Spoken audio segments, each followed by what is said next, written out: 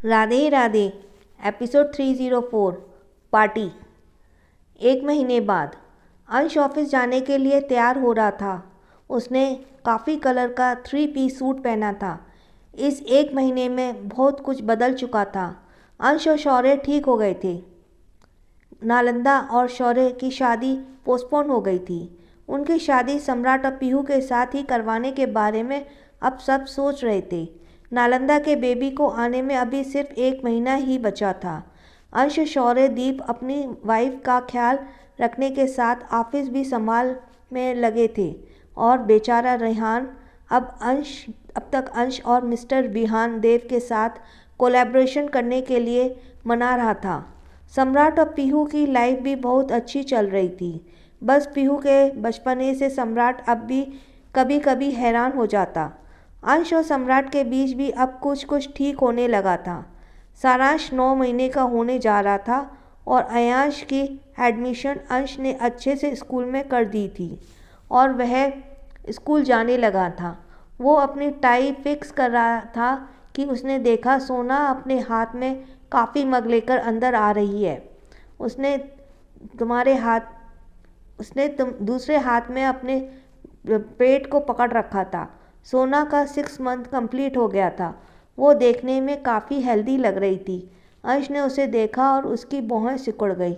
वह उसके पास आकर उसके हाथ से मग लेकर टेबल पर रखते हुए बोला, मैंने कितनी बार कहा है तुम्हें ये सब काम नहीं करा सकती। यहाँ मैं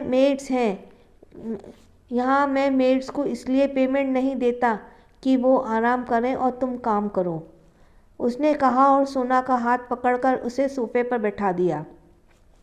सोना बोली, अंश, हम और कितना आराम करें, सुबह से लेकर शाम तक हम आराम ही कर रहे हैं। अब तो हमें ऐसा लगने लगा है जैसे हम काम करना ही भूल गए हैं। अंश उसके पास बैठा और कॉफ़ी पीते हुए बोला, हाँ तो तुम बुक्स पढ़ रही हो ना, टहल सकती हो लेकिन काम नहीं कर सकती।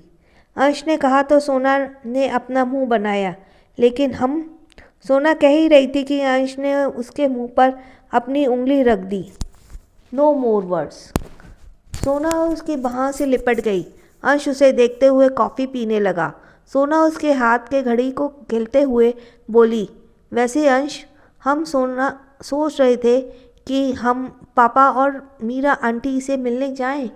1 महीना हो गया हमें घर से बाहर निकले। अंश ने कहा, ठीक है, आज शाम को पार्टी में उनसे मिल लेना।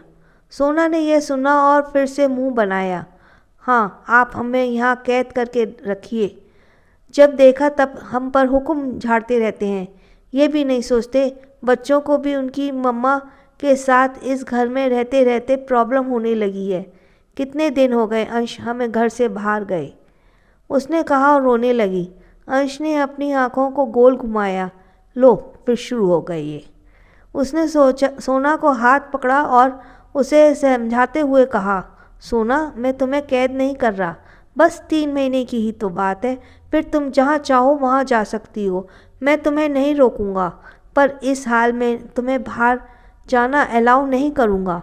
तुम्हें जो चाहिए मुझे बता दो, मैं तुम्हारे लिए वो लेकर आऊँगा। सोना कुछ कहने को ही थी कि आयांश भागकर कमरे में आया। उसने पीछे पीहू भी अंदर आ गई। छोटे चूहे, तुम जा कहाँ रहे हो, यहाँ आओ। पीहू ये कहते हुए आ रही थी कि उसने अंश और सोना को देखा और अपनी जगह पर रुक गई। उसके हाथ में आयांश का पैंट था। आयांश सोना और अंश के पीछे आकर छिप गया था। उसने कहा, बड़ी मॉम, पहले आपको मुझे कैच करना होगा, उसके बाद मैं पैंट पहनूंगा, उसने कहा। लेकिन पीहू अपनी जगह पर ही खड़ी थी। आयांश के पीछे भागते हुए पीहू गहरी गहरी सांस ले रही थी। उसके बाल भी अजीब तरह से बिखरे हुए थे। आयांश ने पीहू का रिस्पॉन्स नहीं पाया तो उसे झांकते हुए बोला, क्या हुआ बड़ी मॉम, आप थक गई क्या? पीहू ने यह सुना और भागकर उसके पास आई। छोटे चूहे, मैं अभी तुम्हें बताती हूँ, उसने कहा और आयांश के पीछे भागने लगी। आयांश हंसते हुए आगे भाग रहा था। आयांश कभी सोफे के पीछे भागता, कभी बेड पर चढ़ जाता और पीहू उसके पीछे भागने लगती। बड़ी मॉम, मुझे पकड़ कर दिखाओ, आयांश ने कहा और कमरे से बाहर भाग गया। उसके जाने के बाद अंश और सोना एक दूसरे को देखने लगे और फिर एक साथ अपना सर हिलाने लगे। अब तक घर में सबका पीहू और आयांश की बचकानी हरकतों की आदत लग गई थी।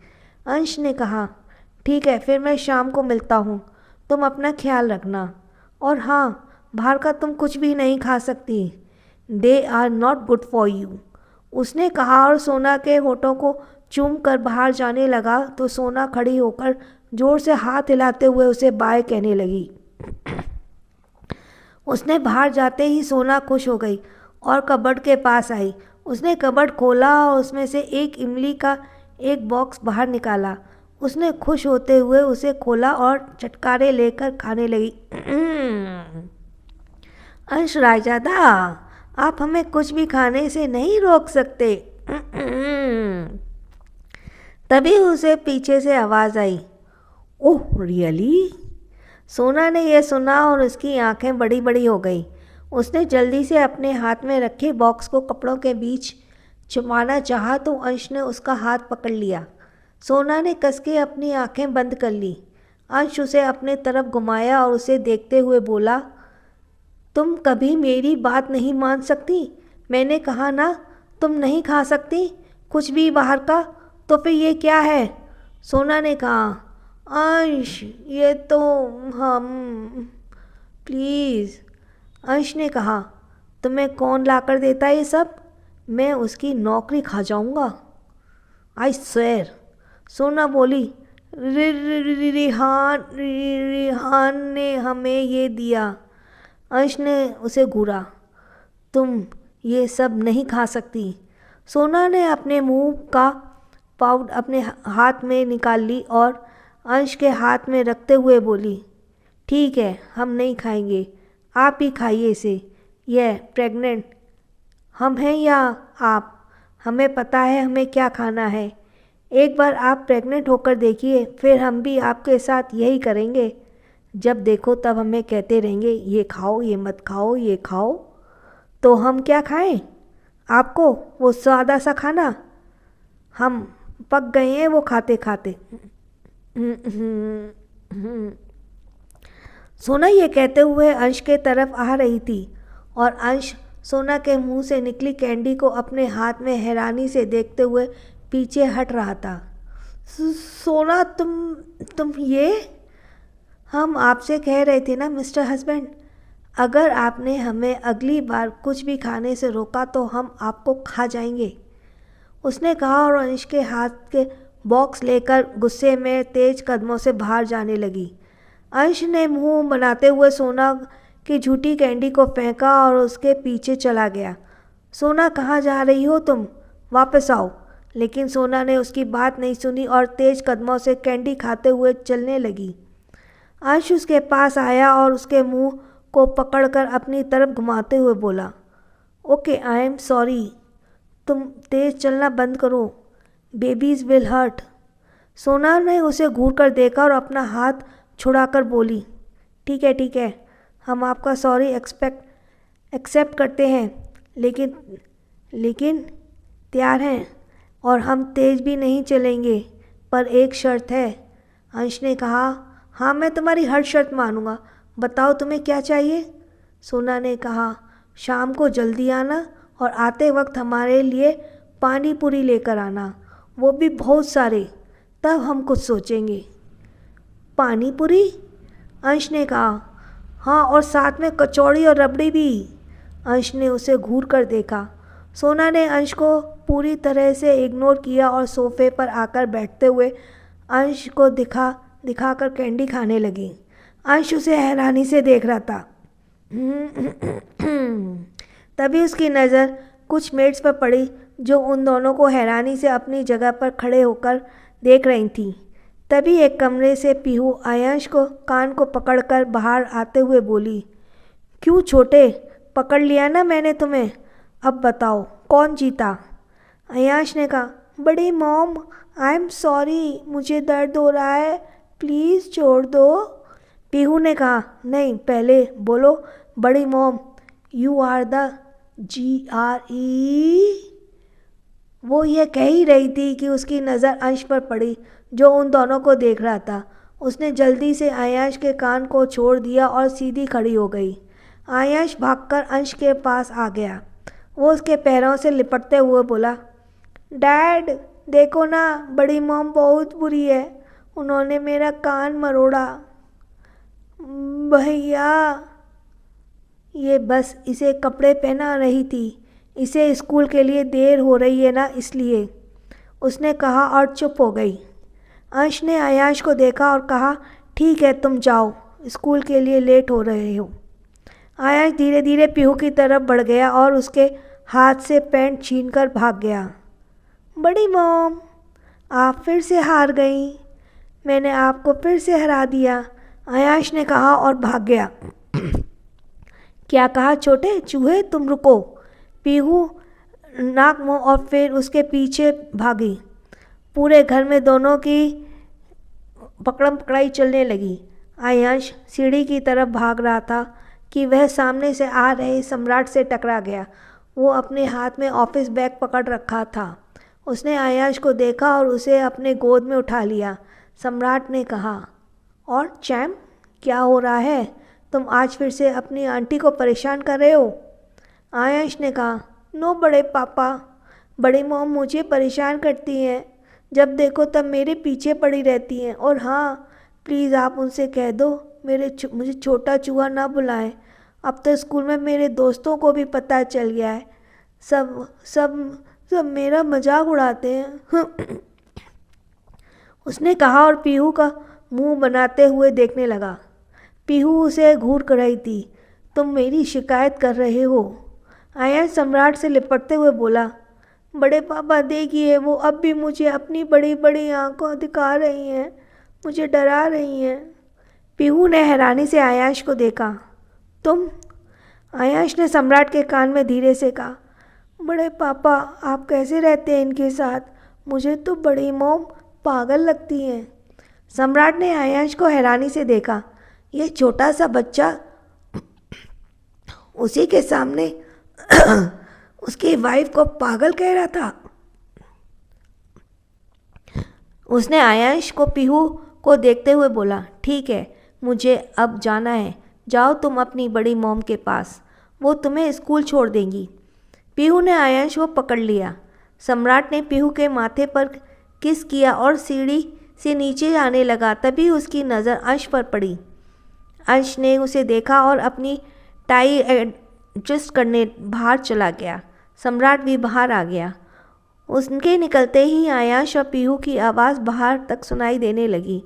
अंश और सम्राट ने एक दूसरे को देखा और अपनी आंखों में काले गॉगल्स चढ़ाकर अपनी अपनी कार में बैठकर ऑफिस के लिए निकल गए। अंश ऑफिस में बैठकर कुछ कर रहा था कि रिहान अंदर आते हुए बोला, भाई मुझसे आपको से कुछ बताना है। अंश फाइल को देखते हुए बोला, नो, मुझे कुछ नहीं सुनना। रिहान बोला, भाई एक बार सुन तो लो। अंश ने फिर से कहा, मैं काम कर रहा हूँ रिहान, बाद में बताना जो भी बताना है। रिहान, भाई मेरा एक दोस्त आया है बहुत दूर से, वो आपसे मिलना चाहता है। अंश, बाद में। रिहान, भाई please. No means no Rihan. Rihan ने कहा, भाई प्लीज़ एक बार तो मेरी बात सुनिए। अंश ने उसे देखा और कहा, ठीक है, उसे शाम की पार्टी में लेकर आना, मैं उसे मिल लूँगा। फिर पर अभी नहीं, अभी मैं बहुत बिजी हूँ। रिहान खुश होते हुए बोला, थैंक यू भाई, मैं उसे आपसे शाम को मिलाऊंगा, बाय। रिहान ने कहा और बाहर भाग गया। अंश ने अपना सर हिलाया। शाम 7 बजे एक बड़े से लग्जरी होटल में पार्टी का डेकोरेशन किया जा रहा था। पार्टी एयर एम्पायर के एक नए ब्रांच ओपनिंग के लिए थी। एयर एम्पायर का नया ब्रांच रिहान से जुड़ा था। रिहान के जिद करने की वजह से अंश ने उसके लिए एक सरप्राइज़ तैयार किया था, जो रिहान को भी नहीं पता था। सब लोग पार्टी में आ चुके थे और अंश और सोना को छोड़कर। शिवी दीप का कोट के पॉकेट में एक नैपकिन को फोल्ड करके डालते हुए बोली, अब आप ज़्यादा हैंडसम लग रहे हैं। दीप ने शिवी को छेड़ते हुए बोला, ओह रियली? तब तो आज कोई ना कोई लड़की मुझे भाव ज़रूर देगी। अब तुम तो देने से रही। शिवी ने उसके बाह पर मारा। शट अप दीप। इधर सम्राट भी पीहू के साथ वहाँ मौजूद था। शौर्य अकेले था क्योंकि नालंदा अब कहीं बाहर जाने की हालत में नहीं थी। रिहान अपने दोस्तों के आने का इंतज़ार बाहर खड़ा होकर कर रहा था। तभी दो ब्लैक कार रिहान के सामने आकर रुकी। उनमें से एक कार की ड्राइविंग सीट पर अंश बाहर आया। उसने रॉयल्स ब्लू कलर का 3 पीस सूट पहना था। वो बहुत हैंडसम लग रहा था। मीडिया वाले उन्हें देखकर उसकी तरफ दौड़े और गार्ड्स ने अंश को चारों तरफ से प्रोटेक्ट कर लिया। अंश कार में दूसरी तरफ आया और पैसेंजर सीट का गेट खोलकर अपना हाथ आगे कर दिया। कार के अंदर से एक खूबसूरत लड़की उसके हाथ को पकड़कर बाहर आई। उसने ग्रे कलर की साड़ी पहन हुई थी और उसका मेकअप बोल्ड था। अंश उसका हाथ पकड़कर रिहान के पास आ गया। रिहान ने अंश के पास खड़ी लड़की को देखा और कहा, वाओ भाभी, यू लुकिंग गॉर्जियस। सोना ने शर्माते हुए कहा, थैंक्स रिहान। अंश ने कहा, तुम यहाँ क्यों खड़े हो? तुम्हें तो अंदर गेस्ट को अटेंड करना चाहिए। रिहान ने कहा, बस 2 मिनट भाई, मेरे दोस्त आ चुके हैं, मैं बस उन्हीं का इंतज़ार कर रहा था। ओह, वो आ गए देखिए, उसने कहा और उस तरफ भागा। अंश पीछे मुड़कर उस तरफ देखने लगा जहाँ रिहान भागा था। रिहान के साथ एक जाना पहचाना चेहरा देखकर अंश की भौहें सिकुड़ गईं। Thank you for listening.